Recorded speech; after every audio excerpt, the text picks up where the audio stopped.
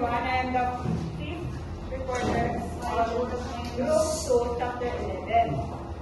My topic for today is all about the music, lyrics, and youth. Can you please read? One school of thought maintains that given piece of music and stimulus right of all listeners. However, another states that reactions of melody of song reflect individual preferences. All music is different. An example of this is how you want someone who loves a loved one, and then hear a certain song. Perhaps, at a place of worship, the song may bring back memories and cause sadness, or even cause tears to help us in the very person. Sabi dito, karamihan sa mga tao na yung kapag may music, di ba pag, halimbawa, pag may, example, pag may namatayan tayo, tapos may music na parang, ano sa dinig natin, kasi music mo yun para sa taong nawala sa buhay mo. So, makaka-relate ka sa music na yun. So, yun yung sinasabi dito, magkakamas ka ng sadness, even cause tears, iyak ka, para mararamdaman mo yung sakit, babalik yung sakit na yung memories mo sa music na yun. Second,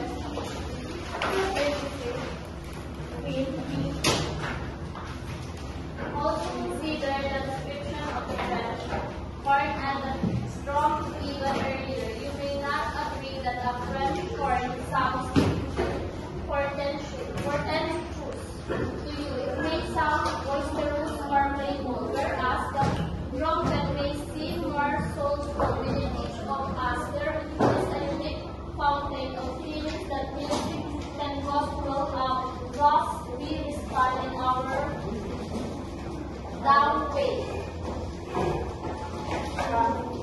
Sabi dito, everyone reacts to music differently. Halimbawa, example, ang isang tao maaaring maramdaman ang tunog ng mga French. Iba yung mga French na tunog. Sa iba, okay sa kanila yun. Pero may parang nakaka-asar o nawawala sila sa magtutok sa sarili nila. Kasi hindi natin, kung tayo hindi natin nakakita yung sumawat ng mga banana. Kaya, magkakaiba ang pananaw or mga feelings ng mga tao dito. Music helps to connect our ideas, emotions, and television or radio advertisements are presented with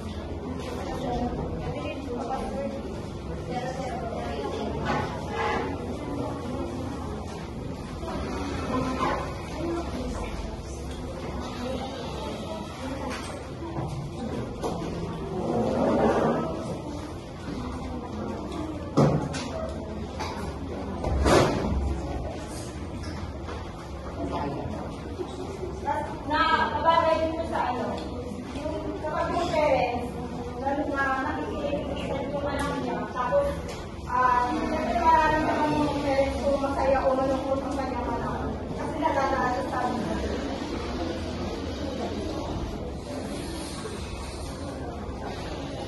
Second one, France. Peter Stroman. Rita.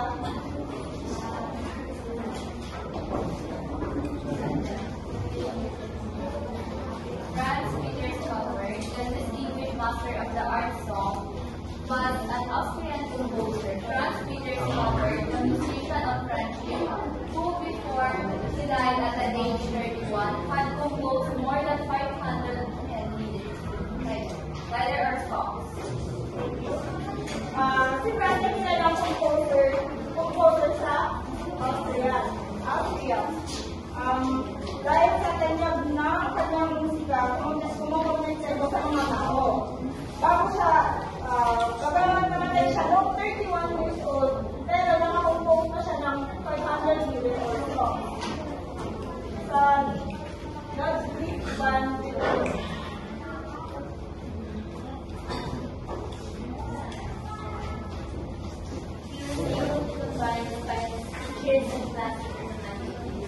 Although death, genius of the man created 9 great symphonies, 32 piano sonatas, concertos, quarters, and other music, which project his powerful feelings of longing, brown organs.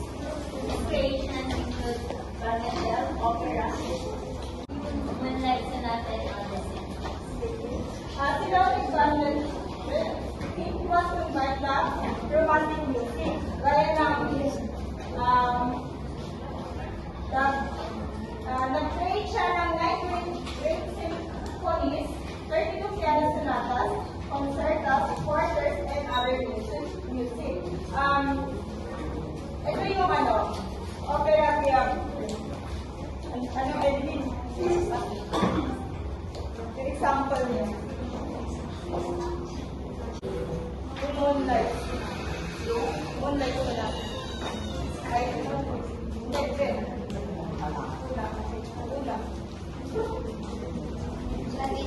Sauna. Ayun, sauna.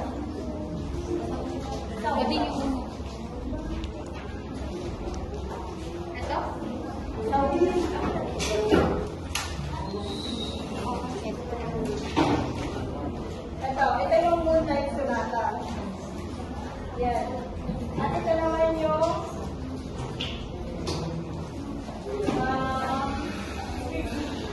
variation sonata. C minor string quartet. Ito yun. Example. Yan. Frederick Francis Chopin.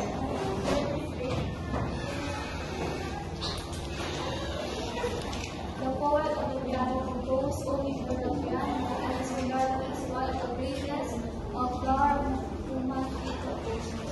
His work includes Versailles, Mazurka, Frederick Francis Chopin, kilala bilang poet sa piano. Isa siyang pinakamagaling na composer, romantikong panahon na tumutok lamang sa musika ng mga piano. Kumbaga, ito yung inalala niya, in-include niya Self-Pipe, Mazurka, Waltz Brillante, and number 4, 6, 15, and 20. We also know the music of Philip's piece, La Revistro. Example nito yung Nocturne, with that major. Ito, ito yung Mazurka. Ito yung example ng Mazurka. Ng what?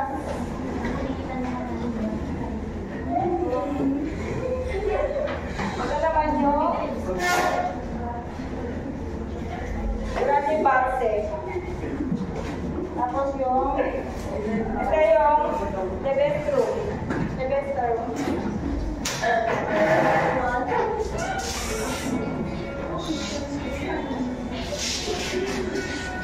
Franz Liszt.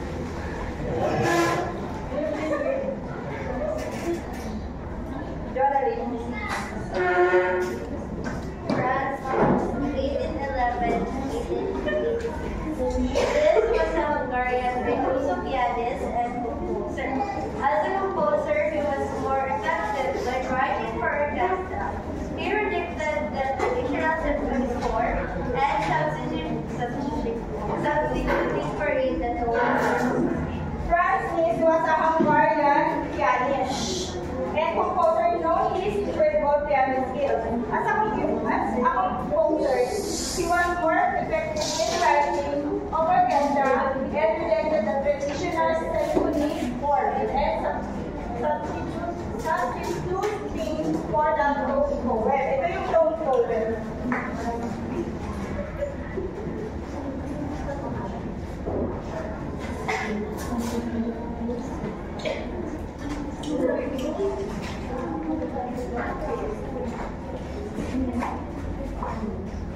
Ito yung tone poem. Kumbaga, may mga ano sila, may mga numbers. May mga ano siya, volume 1, may volume 2. Yan yung sample ng tone poem.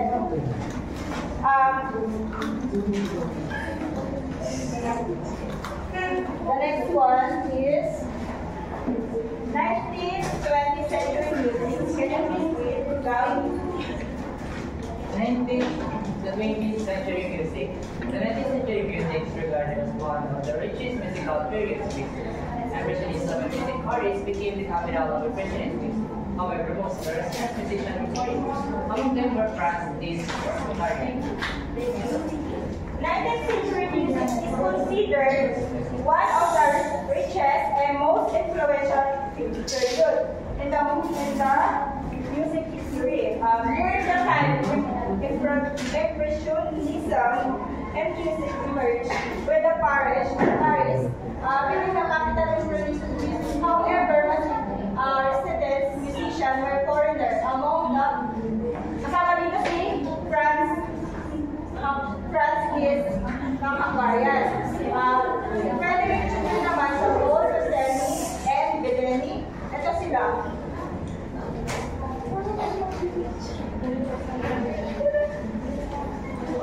Isa lang yung mukha nila. Ito sila, oh. Yan. Ayan sila. Frederick. Tapos si Rossini. Tapos Vincenzo Carmelo Francisco Bellini. Tapos si Mayer from Germany. Claude Debussy.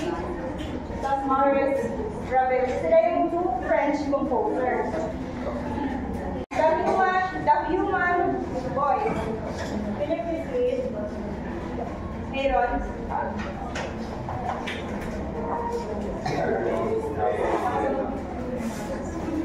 There are many styles of singing a folk singers croon softly or a choir sings with clear tones. An Islamic preacher or with singing calls people to prayer. He also practices his music. Pop and rock singers can sing softly and still be heard by a large crowd. Everyone has a comfortable singing range. The high singing voice, the soprano. There are many different style of singing. For example, yung folk singer, di ba may sing softly, yung soft lang yung pagkanta. While the horse ba yun? H-O-I-R, horse sing with a clear tone.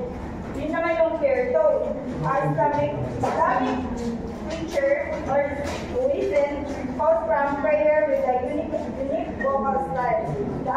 And Austrian key players use the voice the project music in special way.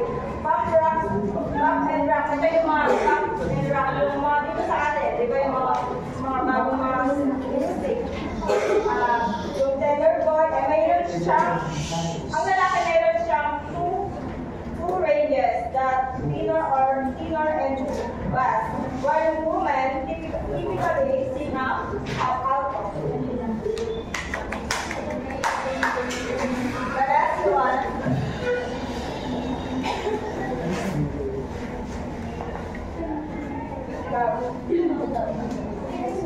Opera singing na sila. In 16s, the Italian composers allowed young Maternate and to make it over life of the year for contemporary for television. 17th Alfred Mozart Volta, Amadeus Mozart, wrote a series of comic opera for entertainment. In the 80s, the two opera and opera with color, dramatic music, and innovation began and still are popular today. The Italian composer Stefano created the opera. Sumo great modern opera singers like the New Zealand opera singer Kimde Otonawa, a broad use Orient stage performance. Opera singing originally focused in recitative style of singing used to tell the story. And 1600, Claudia Monteverde added the horses and dance that made the opera style less layered but concentrated for telling the story. Siya yung nagkakalang recitative for telling the story. And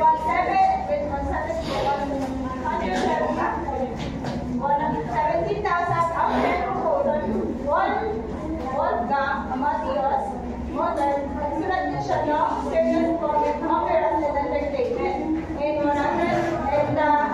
18,000, the Duke Opera of Grand Opera with colorful costumes, romantic music, and extravagant acting figures and are popular today.